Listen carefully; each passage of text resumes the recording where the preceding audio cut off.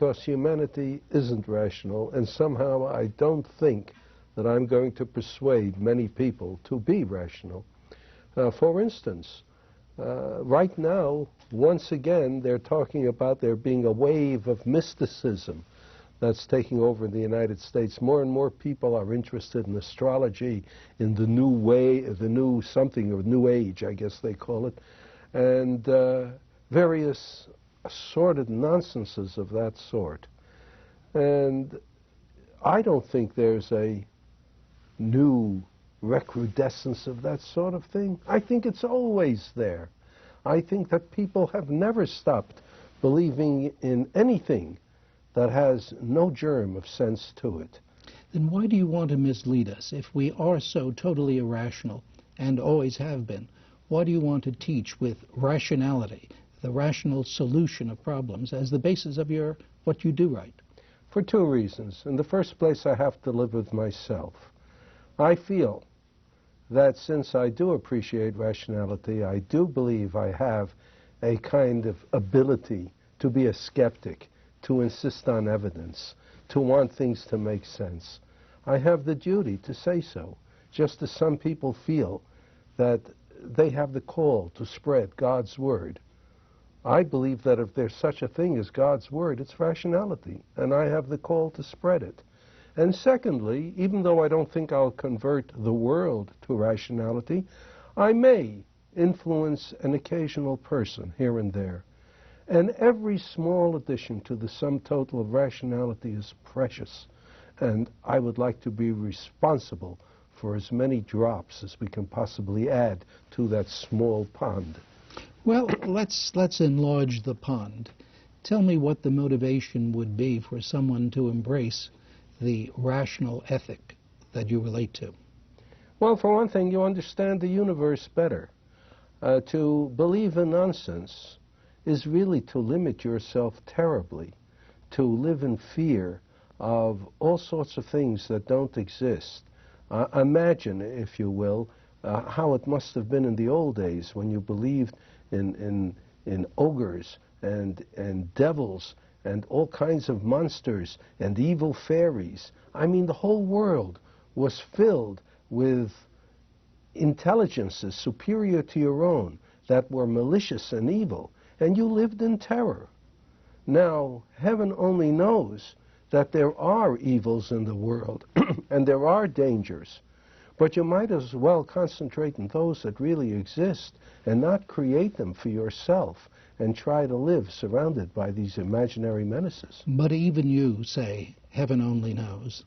Even you resort to something that is quite that irrational. Well, you know, that's the English language. I say I'm enthusiastic about thus or so. But if you look at the derivation of the word enthusiasm, it means God within a person. Since nobody believes that a human being, all on his own, can accomplish great things, when you get the enthusiastic person who does accomplish great things, it's because some God is acting upon him. Therefore, I use the word enthusiasm, even I don't believe that it's some God working in me. Now, wait a minute. Let me go back over this, if I may. You want to serve mankind, and you believe that you can do that best by emphasizing the rational within us. But clearly, the gods, the terrors, must have served us at least well enough for us to have maintained them all of these eons. Why do you want to take them away from us?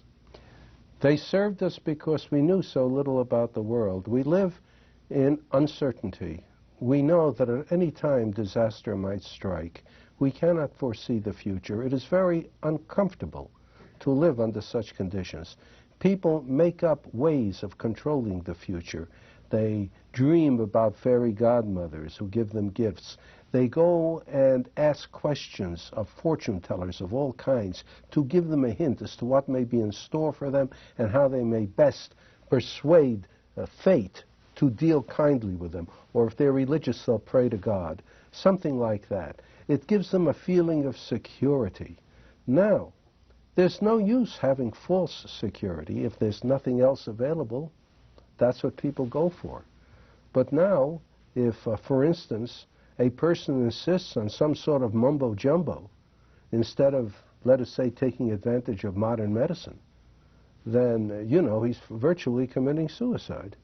And I would hate to see people go to these faith healers and things like that.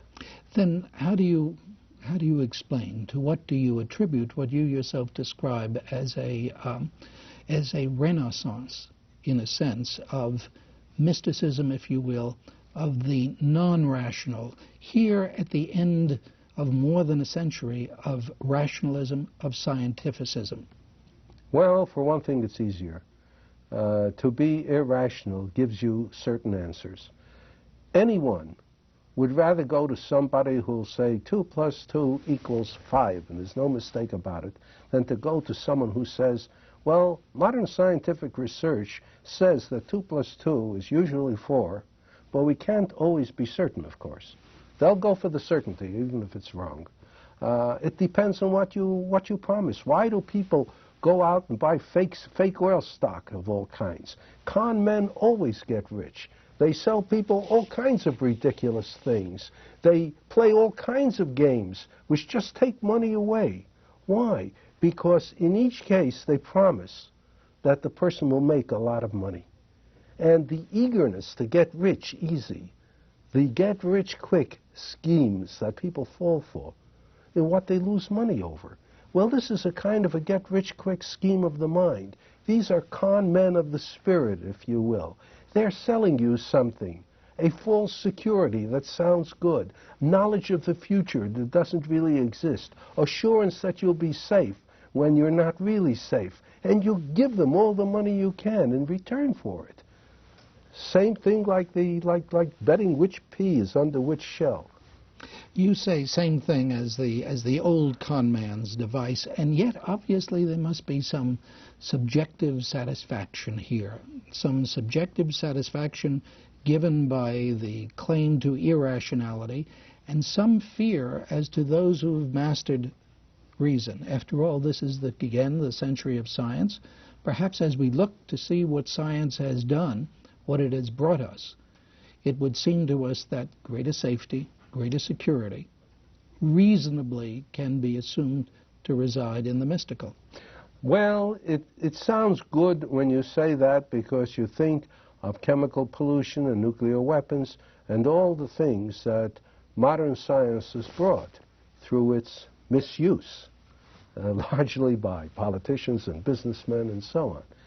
But nobody really wants to abandon science, and it never happens.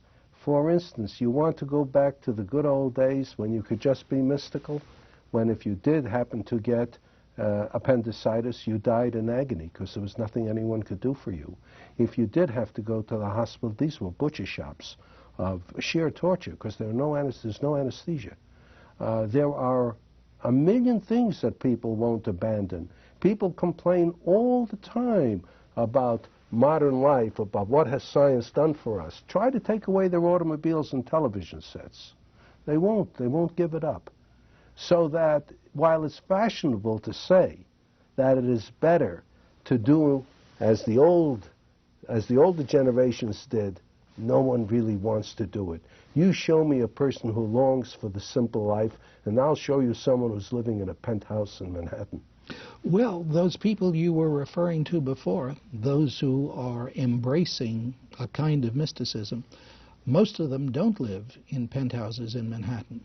Most of them do feel that the modern world is too damn puzzling and that they want to return to simpler, though in a sense, as you suggest, more mystical elements. Oh, well, now let's distinguish.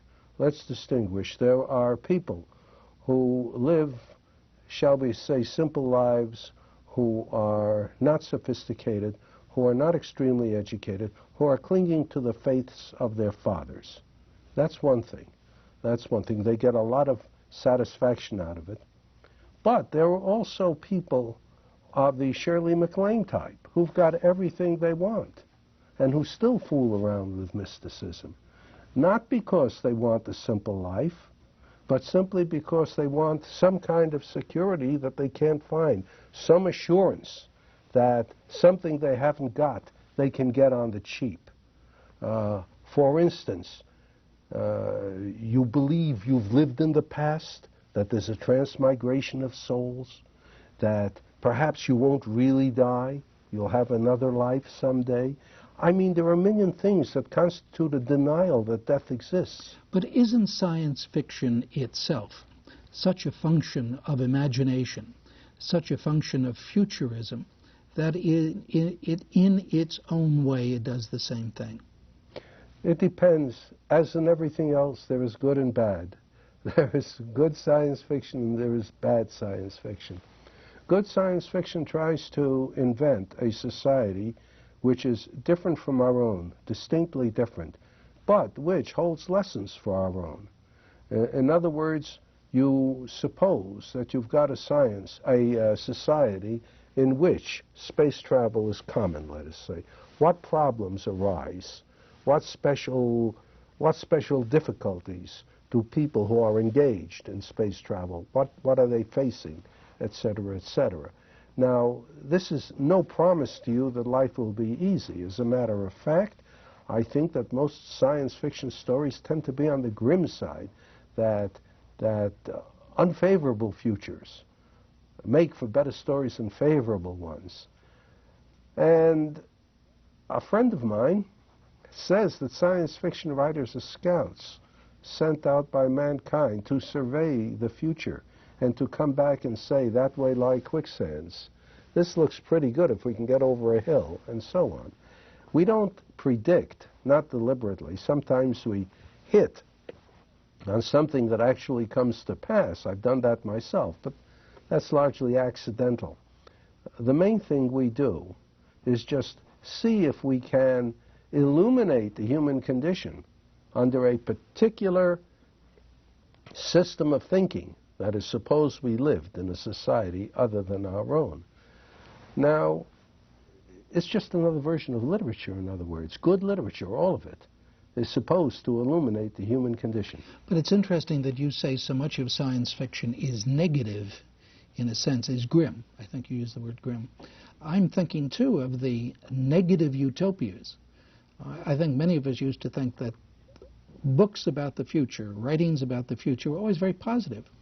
And then we came to Brave New World, which in its own way was written so many decades ago, a kind of science fiction, and a negative utopia. Brave New World, 1984, and a great number of them. Well, this happens all the time for a simple reason, that it makes for better drama. You write a story about how everything is just fine, people fall asleep over it. Even stories which have happy endings are grim until the happy ending. Think of all the fairy tales you read. Sometimes people say, why don't children go back to those good old fairy tales? And I always say, I recite the plot of Hansel and Gretel. Here are this poor woodcutting family starving to death. And the mother, not the stepmother, the mother suggests they send out the two kids and just let them starve so they don't have to feed them. And they send them out twice. And then when they finally lost because they put out breadcrumbs and the birds have eaten it, they come across a witch who's going to eat them. So you've got abandonment, you've got child abuse, you've got cannibalism. Finally it ends happily, but you can imagine what the kid has suffered till he gets there. Why do you put that in? These are folk tales. The grimmer you make them, the more relief there is at the happy ending. And unfortunately, people are going to realize that the grimness is true. The happy ending is false. Do you follow that same pattern yourself in your science fiction? In a way, I do. There's always danger. There's always risk. It always seems as though the right side, whoever they may be, is not going to win out. And in my stories, they always do. But, yes, there's grimness. Whatever happened to Edward Bellamy's approach of looking backward, in which one could think of a very positive utopia? Well, there you have something like Thomas More's Utopia, which gave the whole thing its name. There you're trying to sell something. You're trying to sell the idea that everything would be wonderful if only you had a single tax on land, or everything would be wonderful if only you had socialism, or everything would be wonderful if simply everyone held their possessions in common, or if everyone went to church and followed the golden rule. So naturally, you're presenting a wonderful world, but much more common and much more effective are the ones that show what not to do, like in Gulliver's Travels, when you have the world of little people who mirror all the follies and corruption of 18th century England, and you laugh at it because these are little 6-inch people who are doing all this, you see? And you don't stop to think that what the author is doing is to deliberately mimic English society and get you to laugh at him because you think it's science fiction. Do you have a political agenda, if I may call it that? Or to what extent do you have a political agenda? I think that may be a better question. Well, let's put it this way. I am firmly convinced that the problems we face, all the problems humanity faces now, are global in nature. In other words, if the ozone layer is disappearing, it's disappearing for everybody, not just for Americans or just for Egyptians. If we're dealing with overpopulation, the effect on the earth is universal. With pollution, there's only one ocean, one atmosphere, and we're polluting it for all of us, whoever pollutes it. And there's no way in which we're ever going to solve these problems all by ourselves. No nation can do it by itself. The only way a sensible attack on these problems can be made is by international cooperation, a global effort. So I'm all for international cooperation. I'm against not only war, but I'm against the fact that the world spends $500 billion every year just preparing for wars which they don't dare fight. And that $500 billion that goes into weapons of war, into standing armies, into all kinds of chazarai, can't be used for anything else, and isn't. So that we're short on dough for things to combat acid rain, for instance. We can't figure out what to do about a host of problems because we're spending not only all our money, but all our effort and all our emotion on this useless thing of nation versus nation, which may destroy us all. Now, when you go through that litany, it comes back again, I must say, to the notion of how in the world do you equate those threats, the things we are doing to ourselves, with this rationality that you assume to prevail in the nature of human nature. Well, what stands in the way of us attacking these things in a global sense? Mostly irrational feelings about I'm better than you are. Each nation suspects its neighbors. There's a kind of awareness of enormous differences that don't really exist. You know, what is the major difference between the Northern Irish who are Protestant and the Northern Ireland who are Catholic? Protestants and Catholic exist together in all the world. Why can't they exist together in Northern Ireland? What keeps them apart? Keeps them killing each other for decade after decade. What is there about the Israelis and the Palestinians that makes it impossible for them to see each other's point of view? There's a difference in religion, yes, but surely we're past the idea of wars of religion. There is this foolishness, which I can only think of as foolishness, that as the whole world is sliding into the abyss, people are ignoring that fact and fighting with each other. Who cares who's going to win when everyone's going to lose?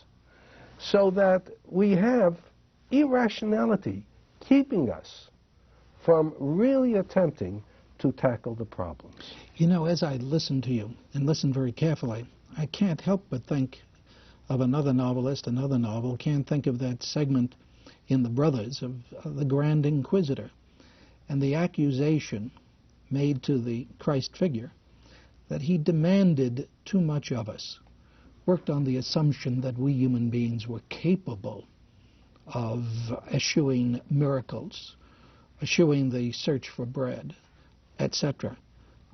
You want us to do something that it would seem this century has demonstrated we're not capable of doing.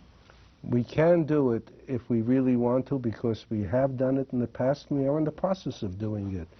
When the Revolutionary War was over and the United States had won its independence, there were 13 independent states in the nation. Congress was a United Nations at that time. It couldn't pass taxes, couldn't collect money except voluntary contributions, as the United Nations does. It couldn't establish laws. Each state established laws.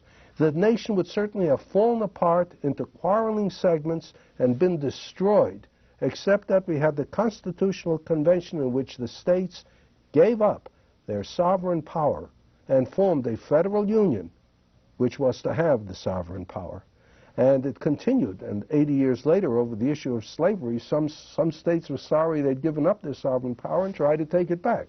Well, if we were to turn to the individuals who pointed the way to us out of that morass, to Jefferson and Madison and Hamilton and Washington and others, do you find their counterpart today? Do you find their counterpart in the scientific community, for instance? Well, yes, I do. As a matter of fact, I can't point out the individuals properly. I'm sure you couldn't at that time. You know, distance lends enchantment and gives you perspective. But what do I see when I look at things? I see that Reagan and Gorbachev standing there with their arms around each other's shoulder, talking like buddies. And you stop to think of it. This is Gorbachev, to whom Reagan must be an imperialist dog, and to Reagan, Gorbachev must be an evil imperialist. And the question is, why are they such friends? And the answer is, they have no choice.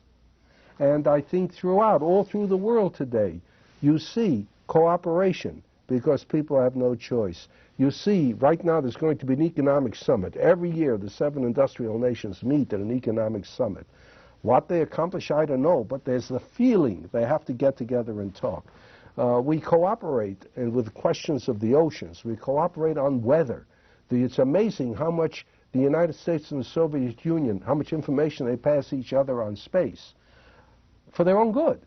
Nobody's doing this for the good of anyone else. They're doing this for their own good.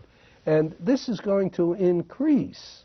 People are going to realize increasingly that they're going to have to be nice to each other, not because the Bible says so, not because niceness is nice, but only because the other way there is death. Is there any indication, as far as you're concerned, that scientists, more than others, understand this? Yes, we are all this. First place, there's only one science. Of all the cultural aspects of humanity, the only one which is not broken up into national or regional splinters is science. Different nations have different languages, they may have different religions, may have different dietaries, may have different holidays, different ways of thinking, but there's only one science. In other words, the laws of nature that are discovered by an Englishman or by a German or by an American work in Nigeria and Indonesia and everywhere else. And when the Chinese or Japanese join in modern science, they do what we do. They do science as we do. There's only one science. It's the only thing that encompasses all of man. That's why there are nuclear weapons in so many different countries, because there is that unity, correct? Well, when the nuclear weapons were invented, there were a group of scientists led by James Frank who formed a group that asked President Truman not to use it, or to use it in an unoccupied area to show it exists, but not to use it on a city. They were outvoted by, admittedly, some other scientists, but also just about unanimously by the military and political leaders of the nation. Now, afterwards, a number of scientists felt extremely guilty about it. Some left nuclear physics and got to work in other fields where they could bear to be with themselves. I never heard of a politician or a military man ever worrying about it in the slightest.